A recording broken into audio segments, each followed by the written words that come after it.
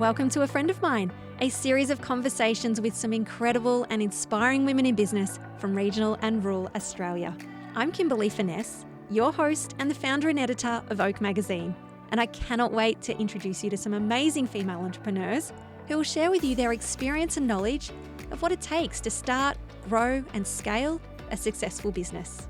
So let me introduce you to a friend of mine. With over 20 years of graphic design experience, Annette McDonald has created the ultimate secret weapon for professional-looking DIY design.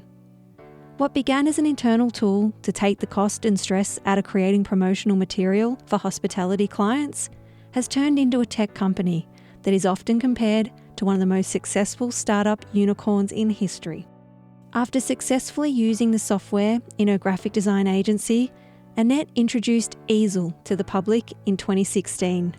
The online graphic design and publishing tool allows you to create everything from business cards to flyers to all your social media graphics, all whilst maintaining brand consistency. Annette shares with us her story of launching a tech company, why comparison can be the thief of joy, as well as some graphic design tips to help you project a bigger brand. Meet my friend Annette from Easil. Hello, Annette, and welcome to A Friend of Mine. Hello. Thank you for having me on your show today, Kimberley. Oh, you're very welcome. It's so great to have you. I've spoken so often about you over the past 5 years, so I hope your ears have been burning. Thank you so much. Well, I suppose from the top, tell me, how did you actually come to launch Easil? Yeah, sure. So my personal background is in graphic design. I started my own freelance business about 20 years ago now. So I was mainly servicing the hospitality industry after getting an opportunity to create menus for a bunch of pubs. And that turned into a massive contract that really kept going and growing. And my team grew to over 30 designers and account managers with mostly that one client. So initially, the idea of Easil was more so as an internal tool for us. We had so much work and we just couldn't cope with it. And much of that stuff coming in was really small changes, not major graphic design work. So small amendments on collateral, such as updating a date or a time to a new one and resending that back to the client. And we got to a stage where we were really backlogged with work and we needed something to really help us be more efficient. So I wanted to build a platform where we could collaborate with our clients rather than being stuck in that create a design, send a proof, get the feedback and reproofing cycle, which we were really getting stuck in. So we started speccing out this system. And I have to say that we've got a history of building some software tools prior to this. We've built like our own CRM and we've been commissioned through my agency to build a web to print system for one of our clients, which is kind of like the old school way of clients being involved in updating graphic design templates. So we were really aware of the benefits and some of the development side of things, but what we were preparing for our internal tool is really not the beast of a program that Easil has turned into today. So when we first built that out for Easil, we had our designers in there and our account managers using it. So when minor changes were submitted back to us from clients, they would do those changes and we would free up our designers to actually do what they should be doing, which is design, obviously, and not small amendments. And then a little later, we started onboarding clients, letting them have a go. And really quickly, we knew we were onto something a lot bigger. And eventually, the demand for it, and by it, I mean clients being able to interact with professionally designed creations and make changes themselves, it became something we looked at really seriously, planned out how we'd be able to scale, ensure the platform would be stable, and rebuilt that into the real Easil. And that's where we've ended up. It's nearly 5 years since that first stage of our internal version of Easil was conceived. And here we are. Oh, and it is amazing. There are so many people that are thankful for it. Had you sort of seen how impactful it was going to be for small business owners though? Look, I think from the start, we really went quite quickly from it being an internal tool to taking it out to the public. So we knew the benefits, and having built that web to print system for a client, we definitely saw that there's a benefit for shortening that cycle of sending, like having a client having a change and getting that change back was really becoming a problem. So we'd seen that benefit for small businesses to be able to move quickly by having access to those templates, whether it was a web to print system or something more flexible like Easil. So we definitely saw that, especially with social media, people want things quickly. They're not prepared to, say, brief a graphic for their social media and wait 3 to 4 days or a week for that to come back to them. They really need to be able to do that themselves very quickly. So that turnaround, we definitely saw that was needed for small business. Definitely. And I think even at the moment during COVID, how quickly businesses have had to move with their marketing materials, whether that's digital or even print. So something like Easil has certainly made it easier for all of us. I would just love to know, how hard is it to launch a tech company, and how did you get those first few clients? Oh, if I would say we were to launch Easil without having my agency to start off with, I don't think we would have gone there. It's been incredibly hard, but we really migrated from having existing clients that needed that and rolling out to people that already had that need with us. So our existing clients were actually a really big, one of Australia's largest hospitality groups came on board. So a group that has over 300 venues. We were lucky enough to, sort of migrate them from our agency onto Easil, and we learned a lot from them really, really quickly. And so we had a lot of our existing clients on, and being in hospitality, we were also fortunate enough for those clients to be quite transient in their employment. So what we found was they would leave where they were currently working and take Easil with them. So we quickly sort of grew with people taking us with them, people talking about us. Really, like, it's been very organic and very quite quick. Obviously there's comparisons to other tools that also, helps us get in the spotlight. But the tech side of things, it's absolutely, it's challenging for me. I don't have a tech background myself. It's graphic design and traditional print. So it's been challenging in learning that. But fortunately, I've got an amazing team of devs and a fantastic CTO, and I can really leave that in his capable hands to kind of, make my visions happen. That's what it's all about, surrounding yourself with people that know how to do things that you can't yourself. So when did you realise that you'd made it? Look, I think probably the 2 times that I've been to social media marketing world. So over in San Diego, I've been the last 2 years, and I had some insight that I would be mentioned by one of the speakers there. So I thought, I'm heading over, I'll go and check this out.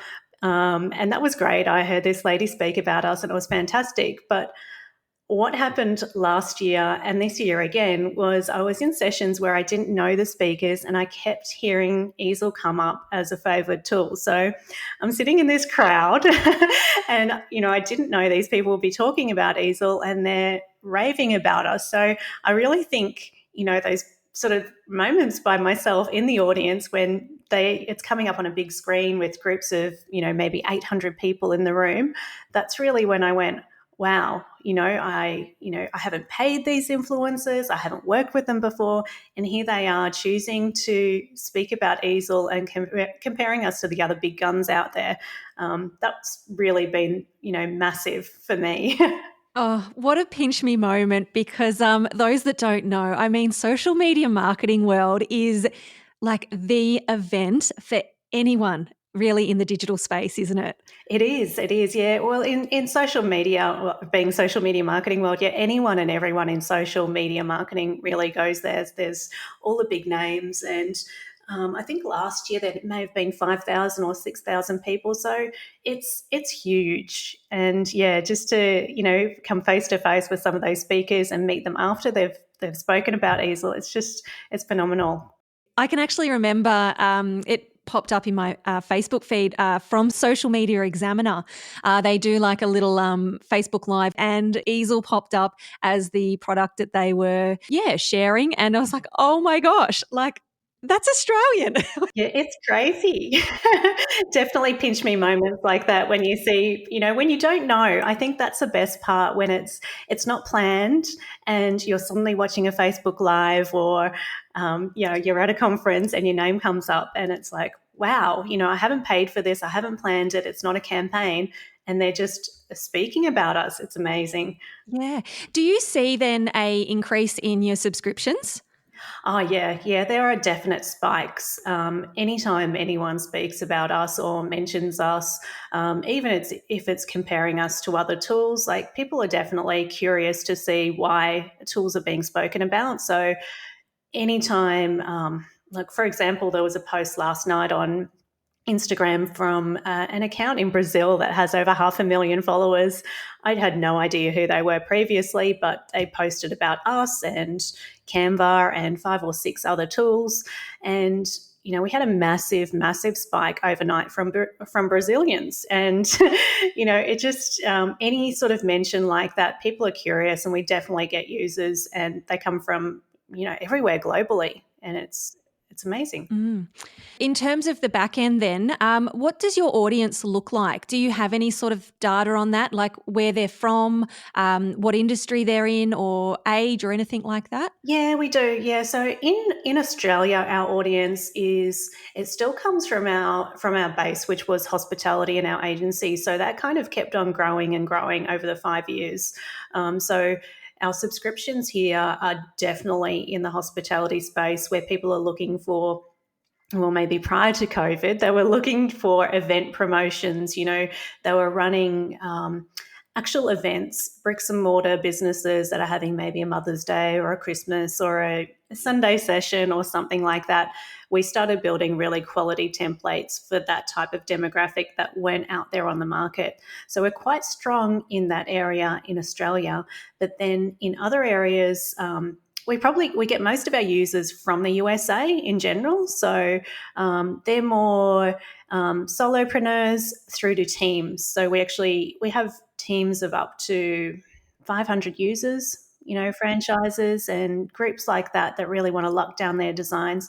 So we've kind of got 3 buckets. There's the hospitality, there's the small teams, and then there's like micro businesses or solopreneurs that really want to have nice graphic design, and we do quite well in each of those buckets. Yeah, and look, there's no excuse for any of us now with something like Easil for us to be able to create really on-brand, consistent artwork that we can use across, all platforms, digital, print, you name it. Absolutely no excuses. Now, you've mentioned a few times being compared to the big guns, namely Canva. And firstly, I just think it's phenomenal that both Easil and Canva, are sort of co-founded by women from Australia. But how does that comparison, imposter syndrome, how do you deal with that? Look, it can be really challenging. I mean, it happens most days now. Like, it's such a different business being a public product compared to like the graphic design agency that I had previously. Having those comparisons, and also things like requests for interviews and podcasts like this, live shows, videos, and online summits. Like, every time one of those requests comes through, I get this self doubt, lining myself up against the others on the show and their expertise, wondering, what do I need to know? I need to know everything they need to do, that I don't know enough, critiquing myself all the time. But I really need to pull myself back to appreciate that they want my area of expertise, which is DIY design, and keep reminding myself that for others, design is a challenge and not everyone knows about the market leaders. Or if they do, that they prefer our style of designer and they just like us better. And comparison can be the thief of joy, but for us, sometimes comparison to Canva can be the thief of joy. You can have your highs being compared and it's amazing, but you can really be so hard on yourself with, constantly looking at your competitors and comparing yourselves all the time. It can break you. So you've really got to learn to, take it with a grain of salt, appreciate it for what it is, and move on. Keep going. You can't sort of dwell on, the occasional negative comment or the expectation. I guess there's a lot of expectations that Easil is the same as Canva, and people don't realize that we're just a team of 8 people. that's quite a small team, often smaller than the people that are talking to us, smaller than their businesses. And Canva's a team of, I think, now over 600 people. And look, I think they've obviously done a phenomenal job, but we have to kind of look at where we're at, keep one eye on them, but keep going with our own vision as well, because we are doing well. We've got an amazing team. Like, I'm very lucky. And I think you really hit on it before. The fact that, you have so much experience as a graphic designer. Do you have some tips for small business owners? Yeah, absolutely. So I think the one big mistake that people make with graphic templates is that they really take them too far away from that original template. So my main piece of advice is to look at the templates and find something really close to what you want. That might be, an Instagram post with a few lines of text if you want it to be a testimonial, or if it's an Instagram story that's promoting a Facebook Live, for that to already have everything in position and to use that layout specifically as it is. But to go in and tweak the fonts and the colors and the images one by one and kind of keep it exactly laid out in position where it originally is. It's been made by a professional graphic designer, and that layout is the most important part of it. So quite often I see people just moving things too much. They'll put too much information in, they'll change the alignment, and doing things like that quickly makes a big mess out of a template. And I just think if you've got a template, use the template as it is. If you're not a designer, obviously, if you are a designer and you've got that design eye, feel free to move it, but you probably wouldn't be using Easil if you are a graphic designer. So if you're not, stick to the template, upload your brand colors, your fonts, and apply them bit by bit, but don't go too far. Just apply your changes, sit back, take a look, and see if it's enough, because usually it is, and you don't need to go changing things around too much. Yeah, less is more, and just consistency. Absolutely, consistency. So we've got a feature with Easil, which is a brand kit, and once you put in your colors and your fonts and your logos, we say to use at least a couple of those on each graphic. Like, don't go too overboard so that everything looks exactly the same on every single graphic you do, but apply some of that to every design so that there is those brand elements coming through on everything consistently. I know that when we have small business owners come to us to do advertising with Oak, it's the same thing. You say to them, can you send through your brand kit? What font do you use? What colors? And they're like, oh, I just pick something, Yeah. out of Word or whatever color, or whatever looks great. And it's like, okay. Oh. So, there's always that little lesson there for them too. So, definitely consistency. And if they haven't sort of found a graphic designer up until the point that they're using Easil, at least lock in, a header font, a text font, and maybe a fancy font, and then just some brand colors, and don't move from it. That's right. That's right. And I like that you actually said pick a fancy font, because a lot of people don't do that, and you'd be surprised that you actually need that sometimes for a bit of personality. If you've got a fairly standard sort of corporate font, it's hard if you want to do something with a little bit more fun to let that, shine through with its personality. So having a fancy font is actually a really good tip. Yeah, I love a script font with everything. You just never know when you're going to need it. Just otherwise it's also rigid sometimes. That's right. Need a bit of Keep a script personality in font in there. your pocket. That's a good tip. Yay. I love that Easil has templates that, are more aligned with our public holidays here in Australia. So, for example, Melbourne Cup Day, as well as some really on-trend designs like the collage design I'm absolutely loving. Podcast templates, yay. Being able to remove backgrounds and lots of other little things in there. What would be the most popular templates that people are using at the moment?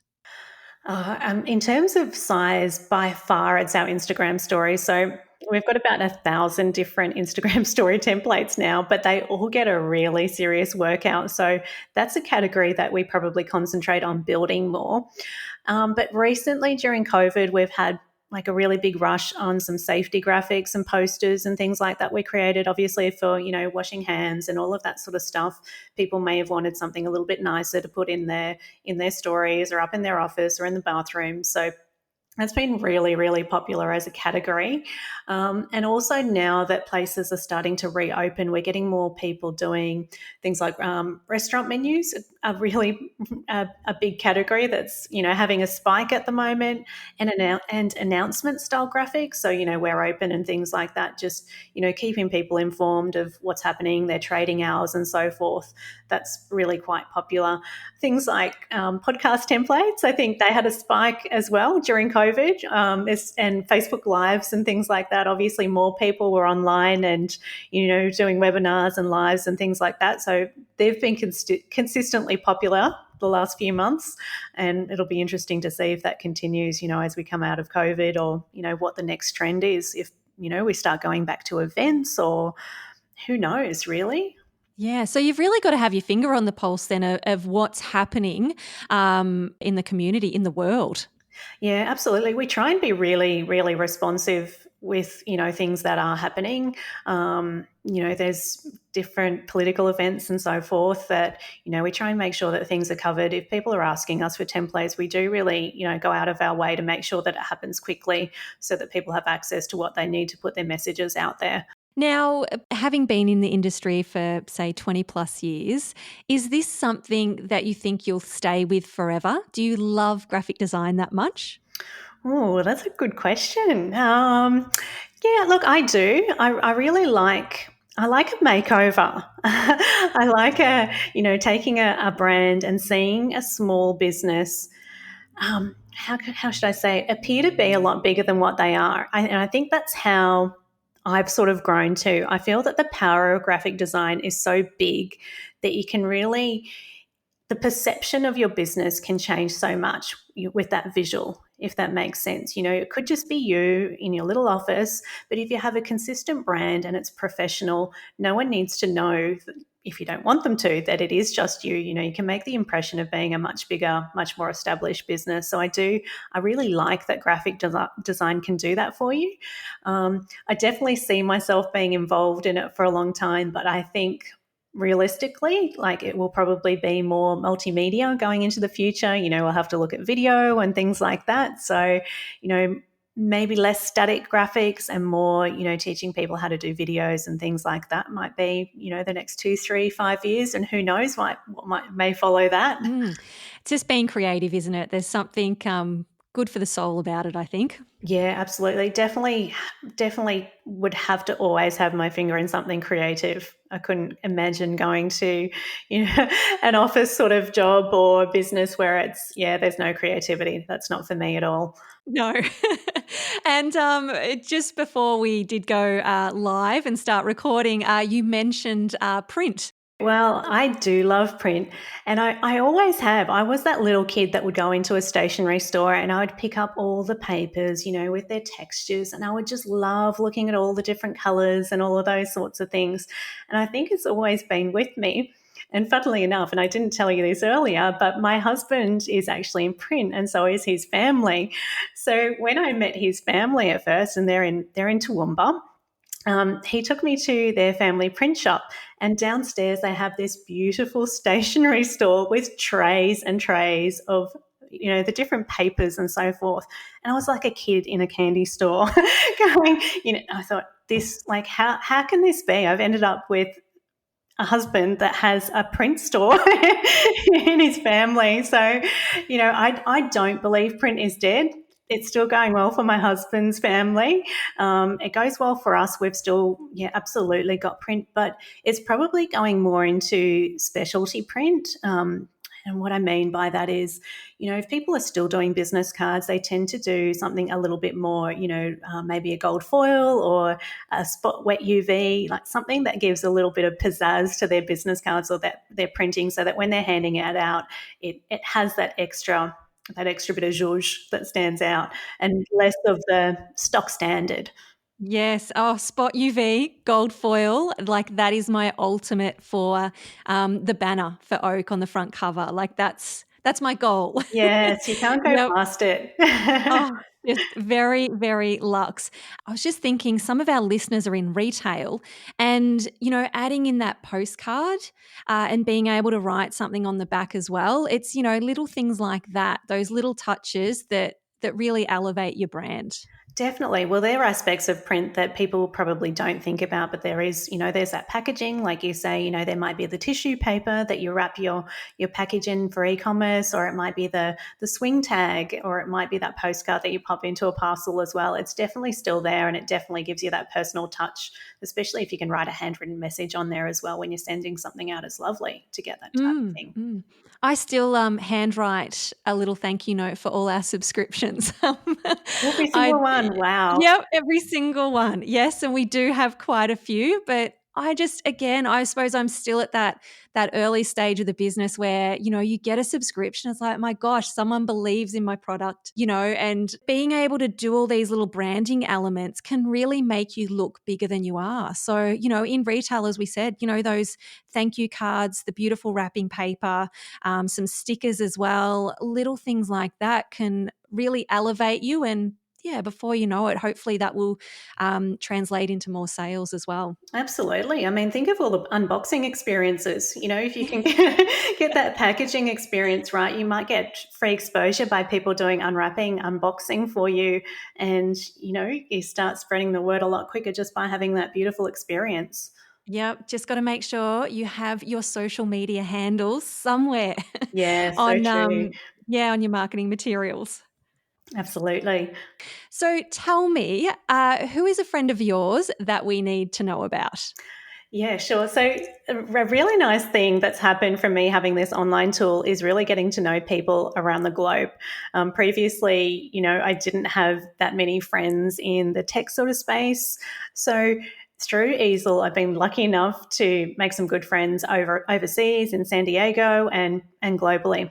And my friend that I've known only for a couple of years, her name's Yvonne. So she's based in San Diego, and we started chatting through our support chat of all places.